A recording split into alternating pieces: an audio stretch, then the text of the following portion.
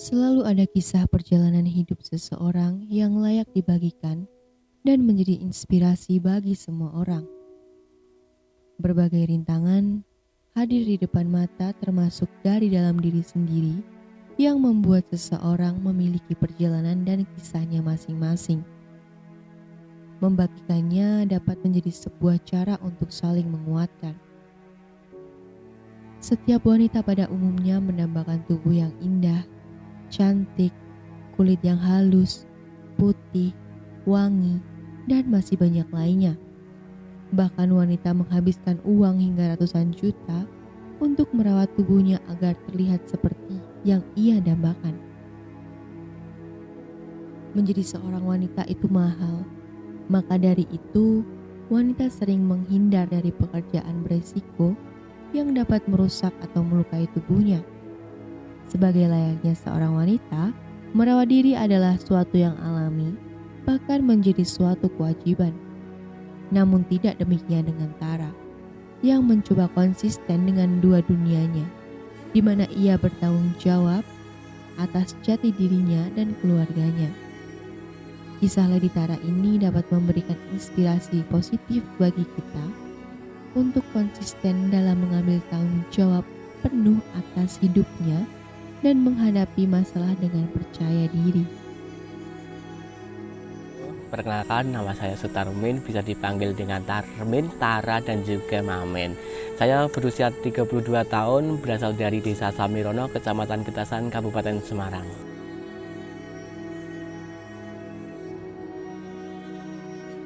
Hari ini seperti biasa dari kehidupanku, yaitu berkebun, berternak, dan juga memenuhi kebutuhan sehari-hari di rumah, kayak mencari rumput, mengasih makan ternak, dan juga cari kayu bakar gitu. Kalau berkebun, aku kebetulan di kebunku ini baru menanam jagung, cabai, dan juga jahe. Aku harus merawatnya, itu harus mencabuti rumput-rumputnya, harus kasih pupuk, dan juga harus merawat biar tetap tumbuh, tidak dimakan oleh hama. Kebetulan aku memiliki atau memelihara kambing, ada ayam dan juga sapi, ada juga endoknya juga. Ya, setiap hari aku mencari rumput, setiap ke kebun, mengasih makan ternak. Gitu. Dan seorang pemuda yang berasal dari desa itu juga harus berkebun, berternak gitu, karena tanpa itu kan juga tidak ada penghasilannya kalau nggak ada misalnya bekerja di pabrik atau gimana. Kebetulan saya cuma memelihara peternak itu dan juga ada sedikit job-job yang kalau ada yang masuk baru aku jalanin dan aku terima. Oh ya, kebetulan karena saya ini adalah cowok yang istimewa, aku bertampilan seperti layaknya seorang wanita. Aku berdandan layaknya seperti orang wanita dan berdandan cantik gitu. Selain menyanyi dan job di seorang di pernikahan, aku juga open. Apa nih Kak? Iya. Open apa nih? Iya, aku juga. Kalau ini kesampingan aja. Kalau job entertain itu kan udah ada jadwalnya. Mungkin sebulan sebelum hari H itu udah ada job masuk. Tapi kan tidak setiap hari ada job yang masuk. Paling rame waktu weekend, waktu Sabtu Minggu itu waktu rame banget. Aku mesti dapat job bahkan double-double waktu weekend itu. Kalau nganggur aku buka open pijat di kos dan juga atau di hotel, tergantung tamu permintaan pasiennya di mana gitu. Respon keluarga terhadap penampilanku, mereka masih mensupport selama pekerjaanku itu tidak kriminal atau masih di batas-batas wajar saja. Itu mereka masih menerima dan mendukung. Itu dilahirin di sebuah lingkungan yang dimana teman sebayaku tidak ada yang cowok. Jadi semua teman sebayaku itu dari kecil sebelum TK sampai SD SMP itu cewek semua kebetulan. Jadi aku ikutan main kayak mereka, main rumah-rumahan, masak-masakan gitu. Jadi permainan cewek-cewek, main Barbie itu aku ikut mereka. Jadi aku kebiasaan jadi kebiasaan. Tangannya nggak jijik apa kan, habis lewat kan cantik-cantik manja udah kayak gitu, kasih makan. Iya, dia kan juga butuh makan, soalnya di kandang kan nggak bisa cari makan sendiri. namanya juga hewan ternak dikasih makan, soalnya dia kalau berkembang biak juga dijual untuk kita sendiri, untuk kebutuhan kita. Dulu itu keluargaku sempat curiga sih, kok cowok kok nggak suka bola, cowok kok nggak suka mobil-mobilan. Tapi apa daya seorang aku sendiri juga nggak tahu, nggak suka lihat bola itu, aku nggak tertarik. Aku lihat mobil-mobilan, dibeliin mobil-mobilan, dibeliin bola, aku nggak pernah aku pegang, nggak pernah aku mainin. Malah aku suka beli boneka-boneka kecil itu. Jadi aku suka aja. Terus masak-masakan, peralatan-peralatan dapur dulu kan, mainan-mainan gitu ya, itu aku suka banget. Kalau jajan itu aku pasti milihnya itu. Kalau yang cowok-cowok kan pilih robot-robotan atau bola. Aku tuh enggak tertarik sama sekali. Tertariknya ya itu, kayak semua cewek-cewek itu aku suka. Mau menerima atau enggak itu ya menerima, karena keadaanku yang seperti ini. Mau di arahkan ke situ, kalau orangnya sendiri, anaknya sendiri tidak mau, mereka sudah memberi kebebasan aku untuk berkarya atau untuk melakukan apa aja, yang penting di batas wajar dan tidak kriminal.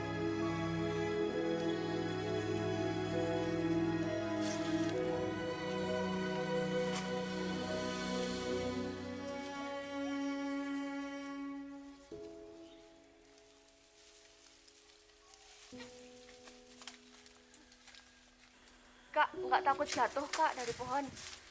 Awalnya juga takut jatuh sih, soalnya jatuh tinggi banget, tapi udah biasa jadi ya nggak takut. Fenomena waria bukanlah suatu hal yang baru bagi masyarakat di sekeliling kita. Mereka adalah kaum minoritas yang sering dipandang sebelah mata. Secara fisik, waria memiliki tubuh sebagai laki-laki, namun jiwa yang mereka miliki adalah perempuan. Aktivitas malamku itu tergantung permintaan, Kak. Ada job nyanyi di kafe, ada juga open BO. Open BO yang seperti apa nih Kak? Ya, kebetulan aku memilih salah satu aplikasi itu open BO pijit. Pijat yang kayak gimana? Pertama sih aku menyebutnya pijit capek gitu, dan khusus pelanggannya atau tamunya itu kaum laki-laki. Itu tahu nggak Kak para ini yang Tahu, karena di dalam bioku itu sudah tertera nama saya, jenis kelamin saya, terus keperluan saya itu apa, sudah saya tulis di situ. Tapi ada juga tamu yang taunya cewek asli, ada juga yang sudah tahu. Kan tamu itu beda-beda kan, ada yang bisa memahami kata-kata atau cuma melihat foto cantik seksi bahwa itu penilaiannya wanita. Tapi banyak juga yang sudah mengerti kalau kata si Mel itu seorang waria. Aku pasang tarif harga 100.000 itu 1 jam, pijit full body dari kaki sampai kepala, pijit capek. Tapi ada juga yang ingin nambah, bisa dikatakan plus-plus gitu, tapi tidak semua orang sih, cuma berbagai atau sekelompok orang saja yang meminta plus-plus gitu.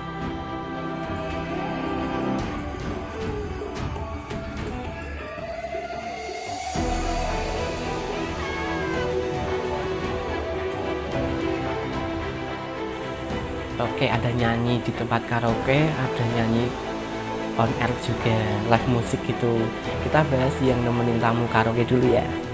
Nemenin tamu di karaoke, aku misalnya aku nggak standby di cafe, aku online di kos. Mungkin tamu-tamu sudah tahu kalau aku bisa sering dipanggil ke room gitu ya, karena mereka menganggap aku itu hiburan, mereka terhibur dengan kedatanganku. Ada juga sih tamu yang ke karaoke itu cuma minum sama LC-nya dan melakukan mesum atau gimana, itu kan ada ya, itu mereka khusus booking cewek. Tapi kalau aku jujur, aku waria, kamu mau ndak? Kalau mau booking aku oke, kalau enggak ya terserah, ndak apa-apa. Daripada nanti aku sampai lokasi ternyata mereka nggak mengizinkan aku, kan aku sia-sia dong, udah dandan, udah pergi ke sana tapi sampai di situ cancel. Aku mulai mengantisipasi diriku sendiri bahwa kalau ada yang ngejob aku menjelaskan bahwa aku seorang waria, kamu mau ndak aku temenin, aku gitu. Jadi kalau nggak mau ya udah, daripada aku repot di belakang, aku yang rugi di belakang kan sia-sia. on air biasanya ada suatu cafe atau suatu resto gitu, ada live musiknya gitu, aku bisa nyanyi di situ. Kalau itu kita itu ya kayak ada yang lagi makan gitu, kita ngandelin saweran gitu. Mereka kalau suka nyawer gitu, tapi ada bayaran sendiri dari tempatnya itu.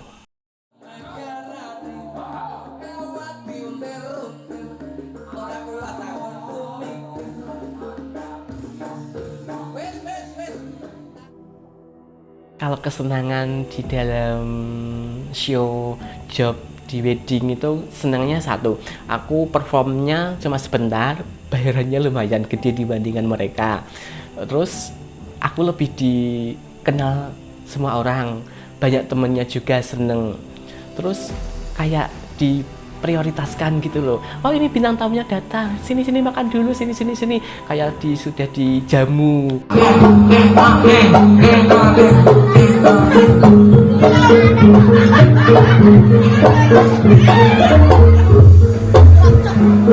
Soal prioritas, aku saat ini lebih ke yang Tara karena lebih menjanjikan dapat uangnya.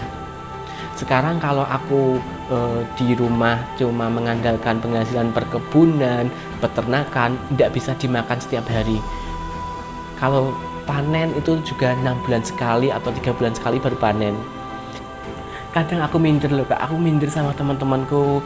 Ntar kalau salaman tanganku kasar, aku terlihat hitam sendiri, tanganku berotot, sedangkan mereka itu cuma di rumah, cuma melakukan pekerjaan yang halus-halus. Mereka skincarean setiap bulan, ada juga yang suntik infus, ada juga yang implan payudara. Aku sebenarnya tuh kepengen gitu loh, kepengen kayak mereka. Tapi apa daya, aku harus berkomitmen. Aku ki yo urip ning desa ki seorang lanang. Masa ya aku lanang gundul rambutnya main di pentil. Terus aku tak suntik putih, tanganku putih, sementara aku ngaret. Aku nak tanganku gebeler, ke tanganku kena sinar matahari, aku sia-sia dong, aku skincarean. Nanti kena ini gosong kulitku gitu. Mending aku alami aja apa adanya. Biarlah aku bisa menjalani dua tugas kewajibanku sebagai seorang laki-laki dan sebagai seorang Tara, seorang entertain. Gimana juga harus pinter-pinternya aku, harus hati-hati dalam melakukan pekerjaanku di waktu siang hari. Misalnya seorang di rumah melakukan pekerjaan ngarit atau ternak gitu, aku harus hati-hati banget, jangan sampai melukai tangan. Tapi ada juga sih, ada luka-luka ini, luka jatuh dari pohon juga ada, kakiku juga ada, ini ada nodanya naik pohon kena rantingnya juga, sampai berdarah, sampai luka, sampai membekas juga ada, sampai nanti. Untuk saat ini aku mempertahankan, aku seorang entertain, aku seorang Tara, aku harus dandan seperti layaknya seorang cewek. Aku mempertahankan karena demi uang Kak, demi kebutuhan keluarga dan kebutuhanku sendiri. Karena dengan demikian aku mencari uang itu lebih gampang. Tapi untuk kedepannya aku juga harus berpikir kedepannya, mungkin 5 tahun lagi atau 10 tahun lagi. Usia kan tidak bisa dipungkiri kan, mungkin aku sudah tua, aku juga malu lah, udah tua kok jadi banci, udah tua apa ya saya payu, aku kayak gitu. Aku harus mikir jangka panjangnya untuk menikah itu. Untuk saat ini pun keluarga tetap bersegi kekeh, kamu tuh harus menikah, kamu tuh udah tua, kamu tuh udah usia.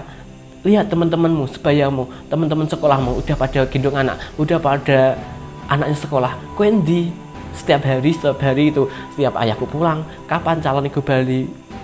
Itu kayak pertanyaan yang lebih sakit, halus tapi menyakiti hatiku loh Kak. Sementara aku untuk tertarik kepada seorang wanita pun cuma beberapa persen. Itu enggak semua wanita aku bisa dari hati gitu, enggak. Keluarga dari ayah, keluarga dari ibu, kalau ponakanmu serabi, kalau ponakanmu setunangan, kowe kapan? Kalau aku hadir di hajatan tetangga, kalau di desa itu kan ada rewang ya Kak ya, namanya rewang itu di Sinoman namanya. Pasti ditanyain, kalau kancamu serabi, lah kowe kapan? Pasti deh, kapan rabi? Itu pertanyaan yang sangat sederhana tapi mengena di hatiku loh. Kok ngene mentoh apa nak penilaian orang sukses itu wis rabi. Aku cuma pengen tanya itu loh. Toh yo teman-teman ada yang rapi juga gagal.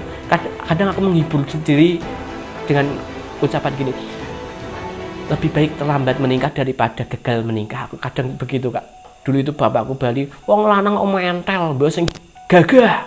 Sakit banget Kak. Mungkin juga harapan seorang ayah yang punya anak laki-laki kok mental, mungkin juga beban sendiri, mungkin malu. Sekarang aku tidak menyesal. Ternyata di balik kekuranganku itu mendapatkan nilai plus sendiri untuk aku dan keluargaku. Ternyata dengan kekuranganku aku tidak gentle kayak seorang laki-laki di luar sana. Seorang laki pada umumnya maco, ternyata aku lemah lembut, ngondek, tulang lunak. Ternyata aku ada nilai tersendiri. Aku tidak pernah kriminal, aku belum pernah berkelahi sama sekali sampai saat ini. Dulu kan menyesalnya belum mengerti, belum punya tujuan, belum tahu apa toh aku mental ki piye toh, apa aku yo kanggo ning masyarakat. Mungkin dulu belum menemukan ya. Kalau sekarang kan aku sudah punya komunitas, aku sudah punya teman-teman di luar sana yang mendukung aku. Aku lebih punya banyak relasi, banyak jaringan, banyak kenalan, banyak teman baru, mereka mendukung aku. Aku merasa dihargai, aku merasa dibutuhkan di situ. Aku kayak gini ternyata masih ada yang membutuhkan aku. Ternyata kehadiranku membuat orang lain bahagia.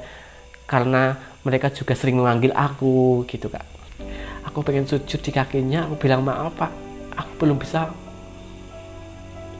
bisa menjadi seorang laki-laki yang Bapak inginkan. Aku belum bisa memberikan yang terbaik buat Bapak. Aku belum bisa membanggakan Bapak. Aku cuma ingin memeluk dan ingin mencium Bapakku.